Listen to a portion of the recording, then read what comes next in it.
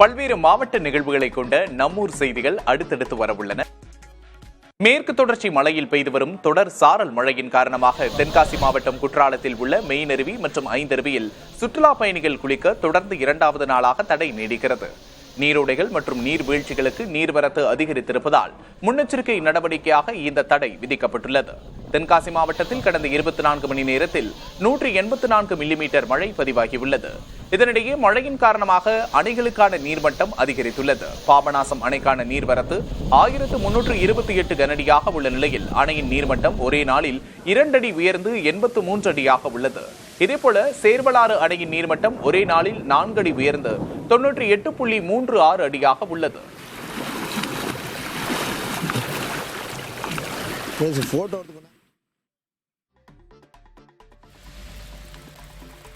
நீலகிரி மாவட்டத்தில் பலத்த காற்றோடு கூடிய சாரல் மழை பெய்தது. நீலகிரி மாவட்டத்துக்கு ரெட் அலர்ட் விடுக்கப்பட்டுள்ள நிலையில் உதகை, பட்பயர், பிங்கர் போஸ்ட் மற்றும் கோத்தகிரியில் ஒரு சில இடங்களில் சாரல் மழை பெய்தது. நகரின் சில பகுதிகளில் பலத்த காற்று வீசி வருகிறது.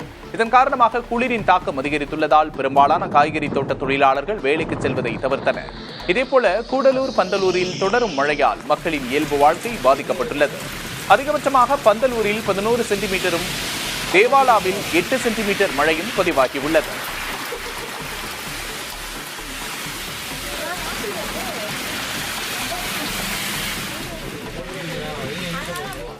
திருவாரூர் சுற்றுவட்டார பகுதிகளில் பலத்த மழை பெய்தது. மன்னார்குடி, வடுவூர், புலிக்கோட்டை, பேரையூர் உள்ளிட்ட சுற்றுவட்டார பகுதிகளில் பரவலாக மழை பெய்தது.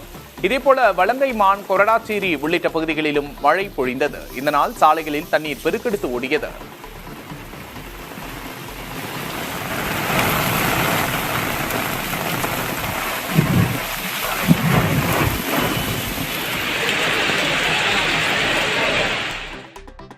சேலத்தில் வீசிய பலத்த காற்றால் ரயில் நிலையத்தில் பால் சீலிங் பெயர்ந்து விழுந்தது. நல்வாய்ப்பாக பயணிகளுக்கு எந்தவித பாதிப்பும் ஏற்படவில்லை. அம்ரித் பாரத் திட்டத்தின் கீழ் சேலம் ஜங்ஷன் ரயில் நிலையத்தின் முகப்பு பகுதி அழகுபடுத்தும் பணிகள் நடைபெற்று வந்தன. இந்நிலையில் டிக்கெட் கவுண்டர் முன்பு அமைக்கப்பட்டிருந்த பால் சீலிங் திடீரென்று பெயர்ந்து விழுந்தது. இதனால் பதற்றமடைந்த பயணிகள் அலறியடித்து ஓட்டம் பிடித்தனர். உடனடியாக சம்பவ இடத்திற்கு வந்த அதிகாரிகள் பாதுகாப்பு நடவடிக்கைகளை மேற்கொண்டனர்.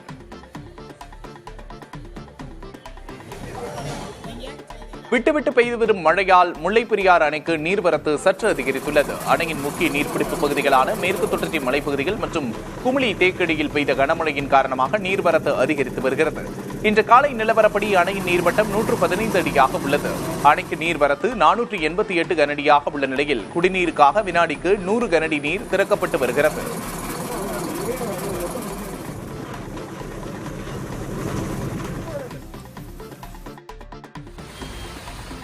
கன்னியாகுமரி மாவட்டத்தில் விடிய விடிய மழை பெய்து வருவதால் மக்களின் இயல்பு வாழ்க்கை பாதிக்கப்பட்டுள்ளது. மழையின் காரணமாக குலசேகரம், களியல், பத்துக்காணி, நாகர்கோவில், தக்கலை உள்ளிட்ட பல பகுதிகளில் மரங்கள் முறிந்து விழுந்தன.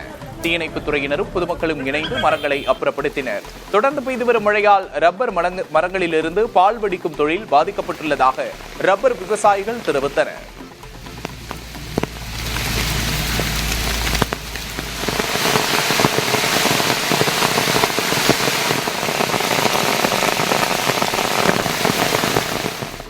கோவை இருகூரில் தென்பட்ட இரட்டை வானவில்லை பொதுமக்கள் ஆச்சரியத்துடன் கண்டு ரசித்தனர். கோவையில் வெயிலின் தாக்கம் காரணமாக தாக்கம் கடுமையாக இருந்த நிலையில் திடீரென்று பெய்த சாரல் மழை மக்களுக்கு மகிழ்ச்சி அளித்தது. மழையும் வெயிலும் மாறி மாறி வந்த சூழலில் இருகூர் பகுதியில் ஒரே நேரத்தில் 2 வானவில்கள் தோன்றி காண்போரை வியப்பில் ஆழ்த்தியது. பலர் தங்கள் கைபேசிகளில் இந்த அரிய காட்சியை படம் பிடித்து சமூக வலைதளங்களில் பதிவு செய்தனர்.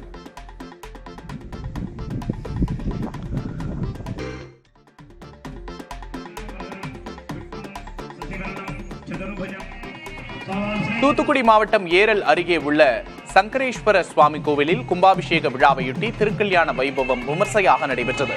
சுவாமிக்கும் அம்பாளுக்கும் ரஷா பந்தனம், தாரை வார்த்தல், காசி யாத்திரை, மாலை மாற்றுதல் போன்ற சடங்குகள் நடைபெற்றன. ஆயிரக்கணக்கான பக்தர்களின் குலவை முழங்க திருமங்கல்யம் நடைபெற்றது.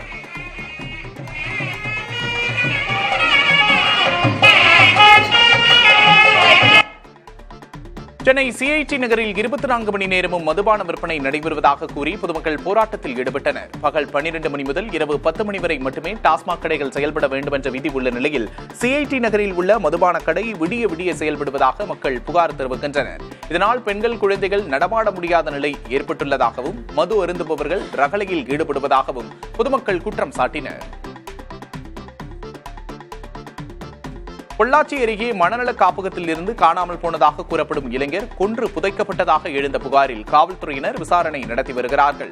மகாலிங்கபுரம் முல்லை நகரில் உள்ள மறுவாழ்வு மையத்தில் சோமனூரைச் சேர்ந்த 22 வயதான இளைஞர் 3 மாதங்களுக்கு முன்பு சேர்க்கப்பட்டார். காப்பகத்தில் உள்ளவர்கள் கடந்த 15ஆம் தேதி சுற்றுலா அழைத்துச் செல்லப்பட்ட நிலையில் அந்த இளைஞரை காணவில்லை என்று காப்பகத்தில் தெரிவித்துள்ளனர்.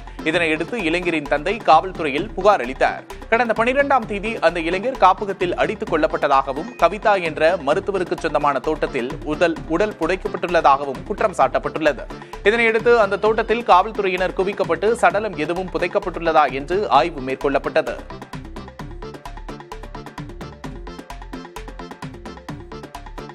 நாகர்கோவிலில் பழைய கால் சட்டையை சரியாக தைக்காததால் ஆத்திரமடைந்த நபர் டெய்லரை கத்திரிக்கோளால் குத்திக் கொன்ற சம்பவம் அதிர்ச்சியை ஏற்படுத்தியுள்ளது. நாகர்கோவில் பெண்கள் கிறிஸ்தவ கல்லூரி சாலையில் தையலகம் நடத்தி வந்த செல்வம் என்பவர் தனது கடைக்குள் சரமாரியாக குத்திக் கொல்லப்பட்டார். வடசேரி காவல்துறையினர் தனிப்படை அமைத்து நடத்திய விசாரணையில் பழைய கால் சட்டையை ஆல்டர் செய்தது சரியாக இல்லை என கூறி சந்திரமணி என்பவர் செல்வத்தை கொலை செய்தது தெரியவந்தது. தலைமறைவாகி இருந்த சந்திரமணியை காவல்துறையினர் கைது செய்தனர்.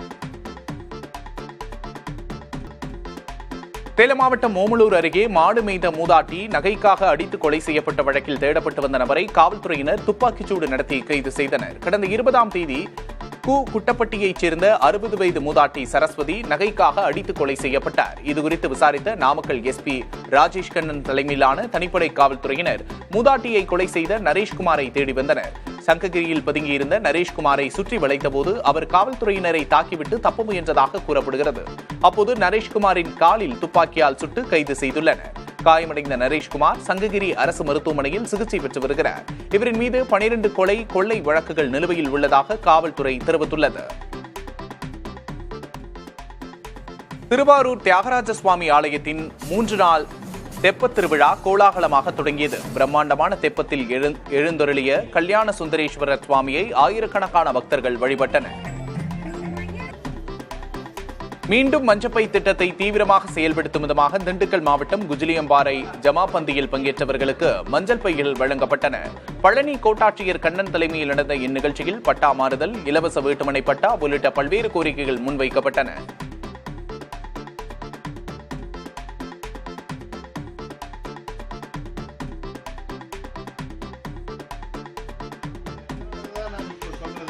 திருப்பூர் முருகம்பாளையத்தில் முறையான மருத்துவ படிப்பின்றி நோயாளிகளுக்கு சிகிச்சை அளித்ததாக ஜோலி அகஸ்டின் என்பவர் 3வது முறையாக கைது செய்யப்பட்டார்.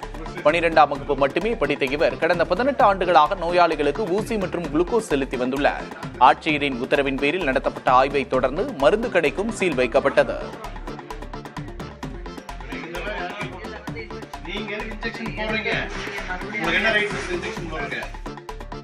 மதுரையில் பணியில் இருந்த மின்வாரிய ஊழியர் மின்சாரம் தாக்கி உயிரிழந்தார். கோச்சடை முத்துமாரியம்மன் கோவில் அருகே மின்மாற்றியில் ஏற்பட்ட பழுதை சரிசெய்யும் பணியில் மின் ஊழியர் முனீஸ்வரன் ஈடுபட்டிருந்தார். அப்போது எதிர்பாராத விதமாக மின்சாரம் தாக்கியதில் சம்பவ இடத்திலேயே உயிரிழந்தார். பிபி சாவடி மின்வாரிய அலுவலகத்தில் கேங்மேனாக பணிபுரிந்து வந்த முனீஸ்வரனுக்கு திருமணமாகி 2 ஆண்டுகள் ஆன நிலையில் 6 மாத பெண் குழந்தை உள்ளது.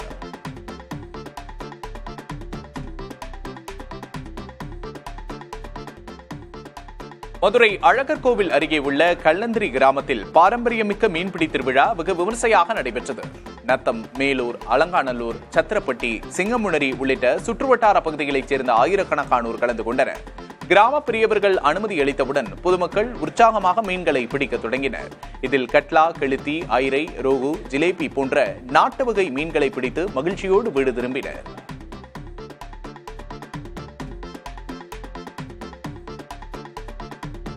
உலக கடல் ஆமைகள் தினத்தை முன்னிட்டு திருவள்ளூர் மாவட்டம் பழவேற்காட்டில் கடல் ஆமைகளை பாதுகாத்தல் என்ற தலைப்பில் கருத்தரங்கம் நடைபெற்றது. தமிழ்நாடு அரசு சுற்றுச்சூழல் மற்றும் பருவநிலை மாற்றத்துறை நடத்திய இந்த நிகழ்வில் கடல் ஆமைகளின் வகைகள், வாழ்விடங்கள், இனப்பெருக்கம் மற்றும் பாதுகாப்பு நடவடிக்கைகள் குறித்து விளக்கப்பட்டது. இதில் மீனவ சங்கங்கள், பள்ளி கல்லூரி மாணவர்கள் உட்பட பலர் பங்கேற்றனர்.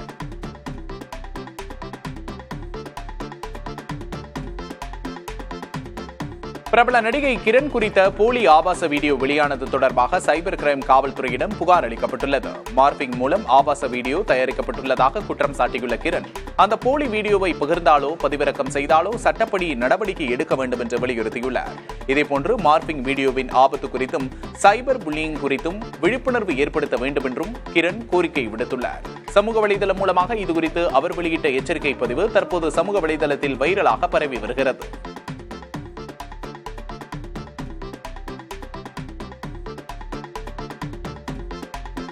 சேலம் மாவட்டம் ஆத்தூர் அருகே நடந்த சாலை விபத்தை பார்ப்பதற்காக செல்ல முயன்ற இளைஞர் வேன் மோதி உயிரிழந்தார். சென்னை சேலம் தேசிய நெடுஞ்சாலையில் சந்தனகிரி பிரிவு சாலையில் கார் ஒன்று விபத்துக்குள்ளானது.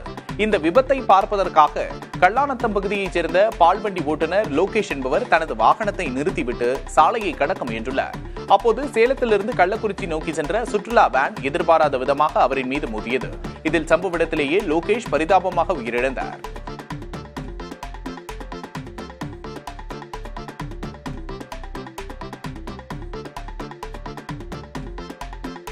சேலத்தில் பலத்த காற்றில் பனைமரம் விழுந்ததில் ஒருவர் உயிரிழந்தார். சிலிண்டர் விநியோகம் செய்யும் பணியில் ஈடுபட்டிருந்த ராமதுரை என்பவர் இருசக்கர வாகனத்தில் சென்று கொண்டிருந்தார். அப்போது எதிர்பாராத விதமாக பனைமரம் விழுந்ததில் நிகழ்விடத்திலேயே உயிரிழந்தார்.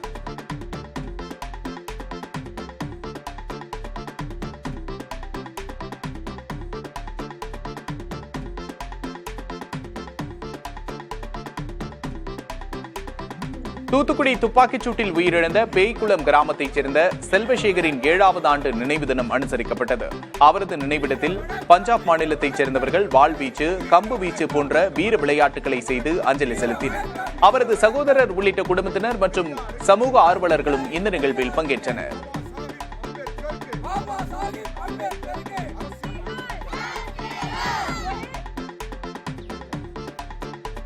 கடலூர் மாவட்டம் சிதம்பரத்தில் காதலுக்கு எதிர்ப்பு தெரிவித்த நபரை கொலை செய்ததாக 2 இளைஞர்கள் கைது செய்யப்பட்டனர். காசிமடம் பகுதியில் அழகு நிலையம் நடத்தி வருபவர் வெள்ளக்குளம் மேல்கரையைச் சேர்ந்த காளிதாஸ். இவரிடம் வேலை செய்த தூரத்து உறவினரான வேல்மணி இவரது அண்ணன் மகளை காதலித்ததாக கூறப்படுகிறது. இதனை கண்டித்ததால் வேல்மணியும் அவரது நண்பர் விக்னேஷும் காளிதாஸை கொலை செய்ததாக கூறப்படுகிறது. விசாரணை நடத்திய காவல்துறையினர் இருவரையும் கைது செய்தனர்.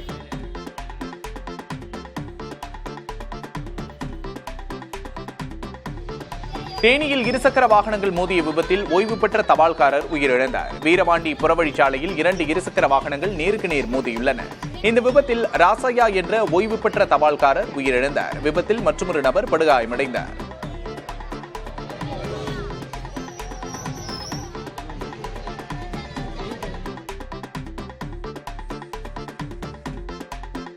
சேலம் பெரியார் பல்கலைக்கழக பொறுப்பு துணைவேந்தர் பெரியசாமி பதவி விலக கோரி பல்கலைக்கழக நிர்வாக அலுவலகம் 3வது நாளாக முற்றுகையிடப்பட்டது.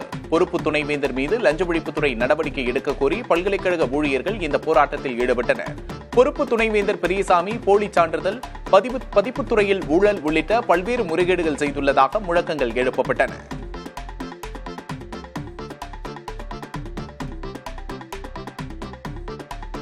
காஞ்சிபுரத்தில் உள்ள பேரறிஞர் அண்ணா மாவட்ட விளையாட்டு அரங்கில் நடக்கும் கோடைக்கால நீச்சல் பயிற்சி முகாமில் சேர மே 27ஆம் தேதி இறுதி நாளாக அறிவிக்கப்பட்டுள்ளது. தமிழ்நாடு விளையாட்டு மேம்பாட்டு ஆணையம் சார்பில் கடந்த ஏப்ரலில் முகாம் தொடங்கப்பட்ட நிலையில் 5ஆம் கட்ட பயிற்சி மே 27இல் தொடங்கி ஜூன் 8ஆம் தேதி வரை நடக்க உள்ளது.